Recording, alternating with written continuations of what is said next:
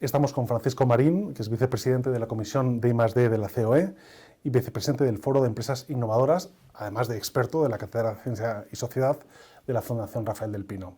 Hola Francisco, muchas gracias por acompañarnos. Muchas gracias, encantado de estar aquí. Bueno, muchas veces estamos muy enfocados en el tema de la investigación, del I+D, pero hay que traducirlo todo en innovación, ¿verdad? Sí, la verdad es que la innovación es una pieza clave para convertir la riqueza que se genera con el conocimiento en beneficio para la ciudadanía. Y esa transformación de lo que es un intangible en algo que los ciudadanos lo noten en su vida, la responsabilidad de llevar eso es la innovación. Y la innovación, en buena parte, tiene que basarse, colocar a las empresas en el centro. Si las empresas no están en el centro, no habrá innovación eficiente. Por lo tanto, estamos ante un cambio de paradigma muy importante. España acuñó el término I+D+I. Creo que lo hizo con buena intención, pero realmente cometió un error, porque pusimos la I de la innovación, la hicimos letra pequeña, la pusimos detrás de la I+D y con lo cual la devaluamos de facto. Hay que cambiar ese orden. Sí, porque los grandes hubs de conocimiento son ya espacios en los que convive el mundo de la empresa, el mundo de la investigación, incluso el mundo de la administración y el mundo de la sociedad, digamos. Son resolutores de grandes desafíos, ¿no? Y es un poco lo que da sentido a la innovación. Sí, cometimos un error, y lo digo en plural realistamente, porque yo he creído también en este error, y es que la innovación se iba a producir por casi sedimento natural de la inversión en I+D. Es decir, metiendo fuerza en la I+D, la innovación iba a salir. Y eso fue un error, porque la innovación bebe de muchas más fuentes. Claro que bebe de la investigación y de la transformación, claro que sí, pero también bebe de otros elementos como es la innovación social, como es la innovación corporativa del territorio, como es la propia innovación creativa de los trabajadores en el proceso productivo. Del proceso de producir hay un proceso de innovar. Por lo tanto, tenemos que cambiar sustancialmente los actores, su papel y cómo se relacionan. Y ahí verdaderamente estamos viviéndolo en la realidad. Hoy no se puede pensar en un proceso lineal. Hay que pensar en un proceso cooperativo en el que todos los actores vamos a poner al servicio de la idea lo mejor de cada uno. En esa línea hemos elaborado en el Foro de Empresas Innovadoras una propuesta que llamamos propuestas específicas de innovación y hablamos de los 4 lados de un cuadrilátero.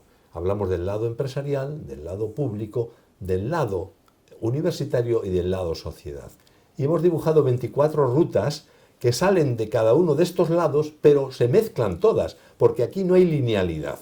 En la propuesta de la empresa aparece la administración pública, pero aparece también la sociedad, etcétera, etcétera. Entonces, vamos a tener la oportunidad de disfrutar en el próximo decenio, próximos años, de un cambio radical que nos va a permitir colocar la innovación en el lugar que le corresponde. Verdaderamente, recientemente el sector de la electrónica profesional y de consumo y de la informática y de las telecomunicaciones en España pues celebraba los 50 años de su asociación y en este periodo verdaderamente se produce una evolución, ¿no? Quizás había una conexión mayor en esos años 80, 90 de política industrial en los que se entendía bien el destino común, de alguna forma, ¿no? El propósito compartido, ¿no? Y quizás hay que recuperar esas esencias, pero no hacerlo igual. Hay que hacerlo, pero de una forma nueva, ¿no? Sí, pero ha habido 2 o 3 innovaciones también en esto que nos van a ayudar. Al hablar de la innovación abierta, la innovación abierta es un concepto que parece obvio. No es tan fácil, porque fíjate que lo que produce es pensar que las grandes corporaciones no pueden basarse en la generación de su valor solo en lo que tienen dentro. Tienen que invitar a que el resto de los actores, y ahí está toda la cadena de las startups, todo el mundo del emprendedurismo, y hay que invitar a estos a que se sumen al empeño. Y abierta significa plural. Y la idea de tener innovación abierta nos va a permitir acelerar muchísimo el rendimiento. Además de eso, hemos hablado de la territorialidad. El mundo es abierto global. Yo me acuerdo cuando empezábamos a pensar en cosas que hacíamos para España o para... Y ahora, ¿quién invierte en una empresa que no tenga un proyecto global desde el origen? Estaríamos equivocados. Por lo tanto, había apertura, globalidad, capacidad de disponer del conocimiento. Otra de las grandes ideas. Antes el conocimiento estaba restringido a unos pocos. Hoy, a través de las redes, de la capacidad de generar ideas y de compartirlas inmediatamente, hace que todo el mundo tenga acceso al conocimiento. Por lo tanto, con esos tres patas, universalidad, apertura y, digamos, innovación territorial, yo creo que el mundo nos va a cambiar muchísimo. En telecomunicaciones tenemos la gran responsabilidad de ser los transportistas de todo esto. Es decir, nada sería posible si no lo hiciéramos. Pero es verdad que ahí hay que tocar en la última pata de todo esto, que es la regulación. Porque si queremos que las telecomunicaciones sean absolutamente útiles para el servicio que nos viene, debemos de regularla, porque es necesario regularla, ¿eh? Yo no estoy partidario de la desregulación, estoy partidario de la regulación con un objetivo, que es justamente ponerla al servicio de esa universalidad del conocimiento. No entiendo, ¿qué haría falta para que las telecomunicaciones estuvieran más al servicio de esto? No, lo están. El problema es que a veces se encuentran con barreras, digamos, regulatorias derivadas de la burocracia, derivadas de la incomprensión que tiene el establecimiento de las redes, por ejemplo. Nos encontramos con que algunos ayuntamientos, algunos territorios, le ponen objeción a la generación de redes que llevan el conocimiento al último rincón. Afortunadamente en España hemos sabido obviar ese problema haciendo que en los satélites del Hispasat estén llevando la fibra, perdón, que en este caso no la fibra, la banda ancha hasta el último recodo del planeta, en este caso de nuestro territorio. Es decir, tenemos que mejorar en ese tipo de barreras que obstruyen el crecimiento de los mecanismos que facilitan que la información llegue a todos los lados y a todas las personas. ¿Y qué pasa a la hora de comprender el conocimiento de los otros actores, ¿no? O sea, es verdad que el empresario realmente no acaba de entender bien la tarea del científico, el científico no acaba de entender bien la tarea del empresario, la administración yo creo que no, bueno, no sea duro, pero en el sentido de que también tiene que aprender a comprender mejor la tarea de los dos. Y hay una última pata que quiero tocar después, que es la de los inversores. Pero ¿por qué es tan complicado que se entiendan, que dialoguen? Mira, porque no se les ha puesto a trabajar juntos, porque hemos creado estructuras cerradas. Te he hablado de la innovación abierta como un mecanismo, como una medicina contra eso. Pero hay más. Desde el mundo empresarial se entiende de una manera un poquito, bueno, pues un poco sectaria a usar la ciencia. Pero es que desde la ciencia no hay ninguna motivación para ponerse a colaborar con la empresa. Luego yo, donde la prioridad le doy, motiven a los investigadores para que tengan interés en trabajar con los... La empresa es mucho más pragmática. El día que la empresa vea en los investigadores una cierta cercanía, un acercamiento, lo va a usar, pero por puro pragmatismo. Lo que tenemos que hacer es motivar al investigador. El día que le demos incentivos en su carrera profesional por trabajar con la empresa, ya verás cómo eso se rompe. Y además de eso, tenemos que intentar romper todos esos problemas que tienen que ver con la propiedad intelectual, con la propiedad industrial, que sigue siendo atávicos, viejos, de una época que no corresponden con nuestros... Luego tenemos, fijaros la cantidad de cosas que tenemos para cambiar. Bueno, hay mucho que hacer. Hay una figura, por ejemplo, que es habitual en el mundo anglosajón, que es este profesor que es una eminencia en su ámbito tecnológico, pero que al mismo tiempo ha sido emprendedor, ha montado sus startups, por supuesto es consejero de todas las grandes corporaciones que toque, y además es inversor también. Esa figura es muy difícil de encontrar en España. Las hay, pero es mucho más difícil de encontrar en España. Las hay, pero me vuelvo a remitir a lo de antes, porque el éxito profesional del investigador no está en el camino con la empresa. Y las personas nos movemos por incentivos que tienen que ver. Tú empiezas la carrera investigadora y ¿cuál es tu éxito? ¿Dónde quieres llegar? No te encuentras nunca a la empresa en ese camino. Luego será anecdótico que alguien lo haya hecho. Sin embargo, el señor del MIT o el señor del... es que sabe de entrada que parte de su éxito radica en la colaboración con la empresa. Francisco, estamos en un momento muy incierto, de mucha incertidumbre, que también eso es un momento de grandes oportunidades, ¿no? Pero cuesta encontrar el camino para, en el foro de Gartner reciente en Barcelona, un ponente que decía, mis clientes me están pidiendo cuál es el siguiente paso correcto.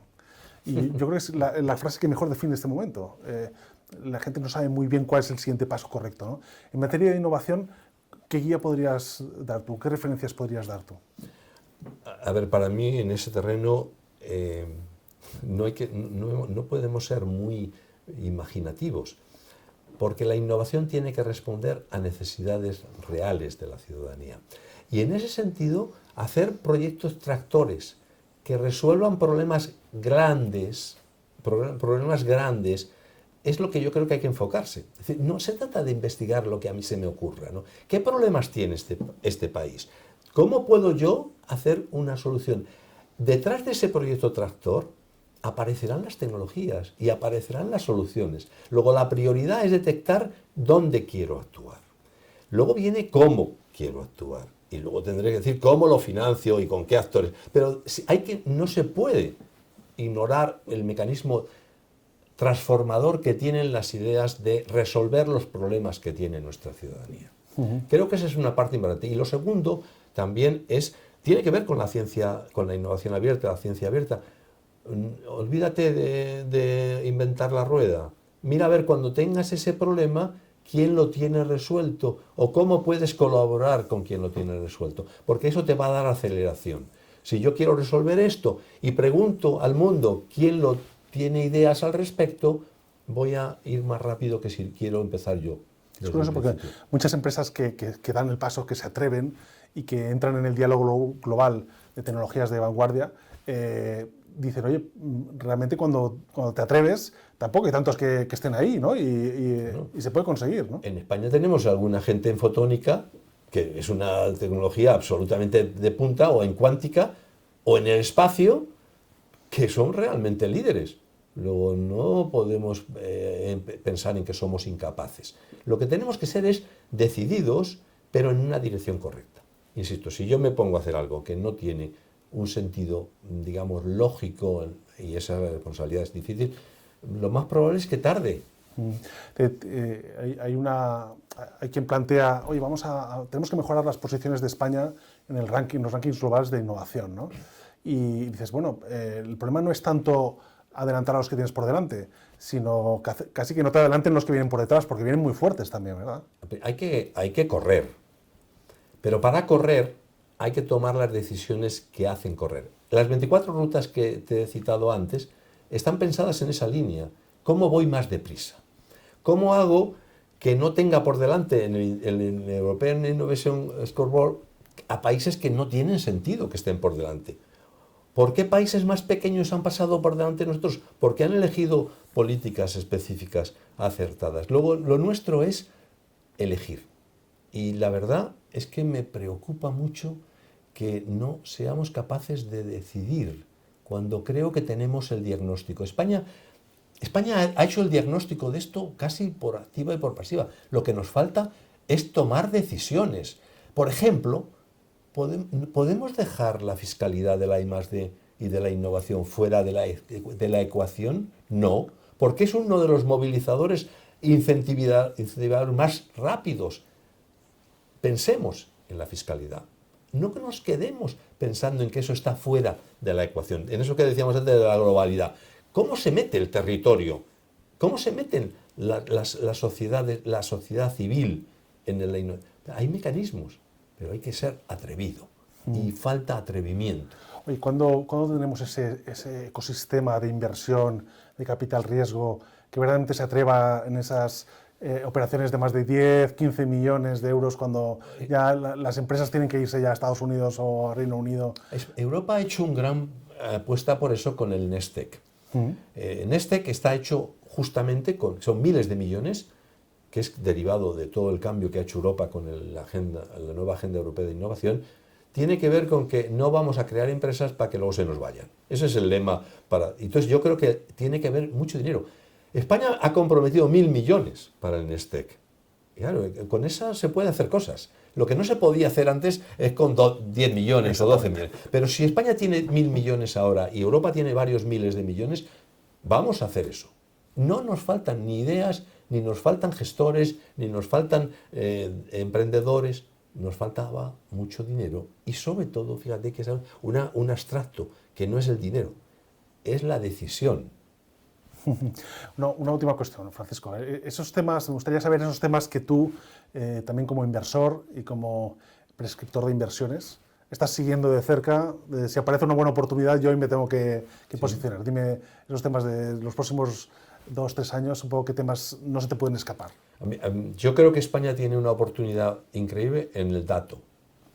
O sea, la gestión del dato es un mundo infinito, pero es que puedo hablar del dato médico, puedo hablar del dato productivo, puedo hablar del dato, el que sea, el de tráfico.